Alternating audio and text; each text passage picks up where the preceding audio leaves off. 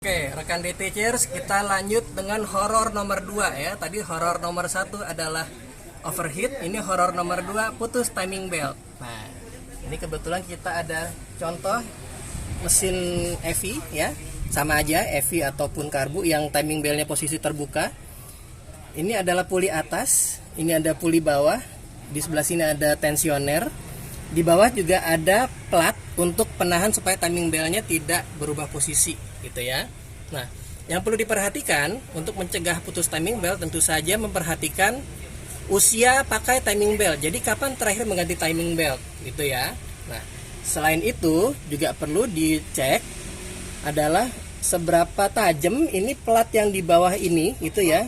Kan karena dia terus-menerus menahan, plat itu juga akan terkikis. Nah, kalau terkikisnya sudah dalam batas yang maksimal, maka dia punya potensi untuk melukai struktur timing beltnya ini. Gitu ya. Jadi dia juga bisa menyebabkan timing belt kita walaupun baru tapi cepat putus. Nah, berikutnya adalah cek apakah tensioner ini dudukannya masih terpasang dengan baik, dengan sempurna gitu ya. Karena fungsi tensioner adalah menjaga ketegangan timing belt ini. Jadi kalau kita perhatikan, timing belt ini fungsinya adalah memutar puli noken as di atas sesuai dengan putaran krek as. Jadi pada saat krek as diputar, maka timing belt akan memutar puli yang di atasnya, gitu ya. Nah, jika kemudian tensionernya ini tidak terpasang dengan tepat dan dengan kuat, gitu, dia akan berubah-ubah. Jadi kalau kita lihat seperti karet, dia akan berubah-ubah posisinya, gitu ya.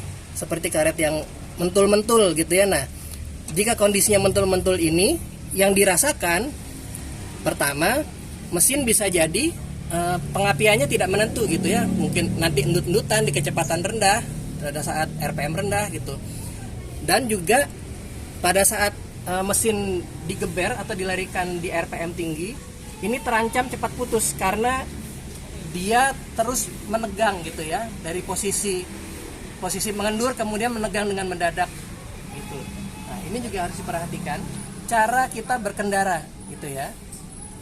Cara berkendara yang paling baik supaya timing belt kita awet adalah menaikkan RPM atau menaikkan kecepatan dengan urut gitu ya. Jadi tidak mendadak, tidak rajin bejek gas mendadak, jadi tidak menaikkan RPM mendadak. Karena pada saat RPM naik mendadak, krek as akan memutar dengan mendadak. Putaran mendadak ini akan membuat timing belt menarik puli atasnya dengan mendadak. Jadi dia dari posisi tidak terlalu tegang, maka akan menegang dengan mendadak. Nah, jika terjadi berulang kali, maka ini akan sangat potensial mengakibatkan timing belt lebih cepat putus.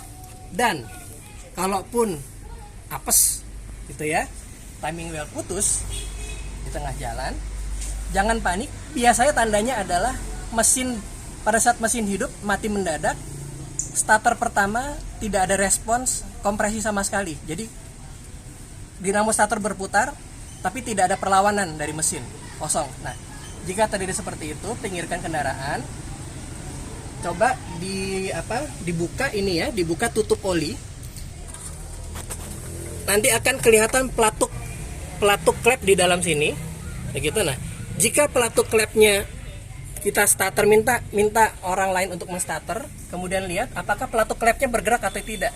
Jika sekali starter pelatuk klep tidak bergerak, maka bisa dipastikan timing belt putus dan tidak perlu melakukan starter ulang untuk mencegah tabrakan antara klep dengan permukaan piston.